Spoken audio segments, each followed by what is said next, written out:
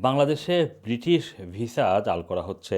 ঢাকা বিমানবন্দরে British visa মানে ব্রিটেনে আসার ভিজিট ভিসা জাল ভিসা ধরা পড়ছে। এর আগে মধ্যপ্রাচ্যের বেশ কয়েকটি দেশ ছাড়াও মালয়েশিয়া জাল ভিসার বিষয়টি ধরা পড়লেও এবারই প্রথম যুক্তরাজ্যে জাল ভিসা পাওয়া গিয়েছে বলে গণমাধ্যমগুলো নিশ্চিত করেছে। গত 4 তারিখ এবং 6 ডিসেম্বর পরপর 2 দিন দুটি জাল ভিসা ধরা পড়ে। এদের মধ্যে একজন ভুক্তভোগী বিমানবন্দর থানায় মামলা দায়ের করেছেন, আর অপর জাল ভিসাধারী 2 ব্যক্তি বিমানবন্দরের ভিতরেই নিরাপত্তায় থাকা কর্মকর্তাদের চোখ ফাঁকি দিয়ে পালিয়ে যেতে সক্ষম হয়েছে। মানে তারা পালিয়ে বাংলাদেশের ভিতরেই আছেন। ঘটনার পর ঢাকায় নিযুক্ত যুক্তরাজ্য হাই কমিশনের প্রতিনিধি দল বিমানবন্দরে গিয়ে সংশ্লিষ্টদের কাছে উদ্বেগ প্রকাশ করেছেন এবং জাল ভিসাধারী ব্যক্তিরা কীভাবে পালিয়ে গেলেন সেটা নিয়েও তারা প্রশ্ন তুলেছেন। সংশ্লিষ্ট সূত্রে জানা গেছে যে গত 4 ডিসেম্বর রাত 11:15টার দিকে মাদারীপুরের শিবচর থানার সানিউর রহমান শিপলু নামের এক ব্যক্তি ব্রিটেনে আসার উদ্দেশ্যে সৌদি এয়ারলাইন্সের ফ্লাইটে চেক ইন করতে যান। তখন তার ভিসা দেখে সেখানকার কর্মকর্তাদের সন্দেহ হয়।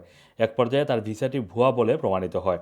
পরবর্তী সময়ে শিপলু এয়ারপোর্ট আর্মড পুলিশের অফিসে গিয়ে প্রতারিত হওয়ার বিষয়ে অভিযোগ করেন। ঘটনা জানাজানি হলে বাংলাদেশে অবস্থিত যুক্তরাজ্যের হাই কমিশনের কর্মকর্তারা বিমানবন্দরে ছুটে যান। তারাও ভিসাটি জাল বলে নিশ্চিত করেন। একই সাথে মানে এই শিবলুর সাথে গণমাধ্যমের কথা হয়েছে এবং তিনি বলছেন যে শিবচরে তার এক চাচার পরিচিত ব্যক্তি আসাদ এবং লুকমানের সাথে ব্রিটেনে আসার ব্যাপারে তার 15 লাখ টাকা চুক্তি হয় এবং তাদেরকে তিনি 5 লাখ টাকা অগ্রিমও দিয়েছেন। এবং সানিউল ইসলাম শিপলু বলছেন যে তারা যে তাকে জাল ভিসা দিয়েছেন সেটা আসলে তিনি বুঝতে পারেননি। এয়ারপোর্টে যাওয়ার পরে এই ভুয়া ভিসার বিষয়টি ধরা পড়ে এবং তিনি তখন বুঝতে পেরেছেন যে তিনি প্রতারিত হয়েছেন। তিনি আসাদ এবং লুকমানের বিরুদ্ধে থানায় মামলা দায়ের করেছেন। এই ঘটনার একদিন পরেই মানে 6 ডিসেম্বর রুহুল আমিন এবং আব্দুল হালিম নামে আরও 2 ব্যক্তি একই ধরনের জাল ভিসা নিয়ে বিমানবন্দরে সৌদি এয়ারলাইন্সের চেক ইনের জন্য আসেন। জাল ভিসার বিষয়টি বুঝতে পারে এয়ারলাইন্স কর্তৃপক্ষ এভিয়েশন সিকিউরিটির দায়িত্বে থাকা কর্মকর্তাদের খবর দেন। একই সঙ্গে যুক্তরাজ্য হাইকমিশন থেকেও ব্যবস্থা নেওয়ার জন্য সংশ্লিষ্টদের অনুরোধ জানানো হয়। পরে নিরাপত্তায় দায়িত্বে থাকা মানে যেই বিমানবন্দরের কর্মকর্তা তারা ঘটনাস্থলে আসেন।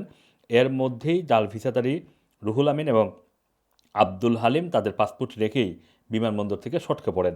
এদিকে বিমানবন্দরের ভিতর থেকে যুক্তরাজ্যের মতো একটি দেশের জাল ভিসাধারীরা কীভাবে পালিয়ে গিয়েছে এই বিষয়টি নিয়ে প্রশ্ন উঠেছে। বিদেশে পাঠানোর নামে জাল ভিসা দিয়ে একটি চক্র যেখানে মানুষকে প্রতারিত করছে সেখানে কোনো ধরনের নজরদারির মধ্যে না রেখে ওই ব্যক্তিকে চলে যেতে দেওয়ায় উদ্বেগ প্রকাশ করেছে খোদ ব্রিটিশ হাইকমিশনের কর্মকর্তারা।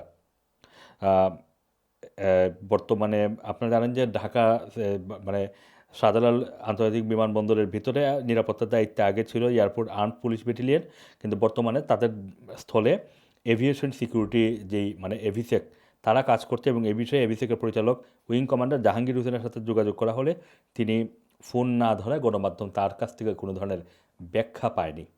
Assam Assam, Rana TV, London.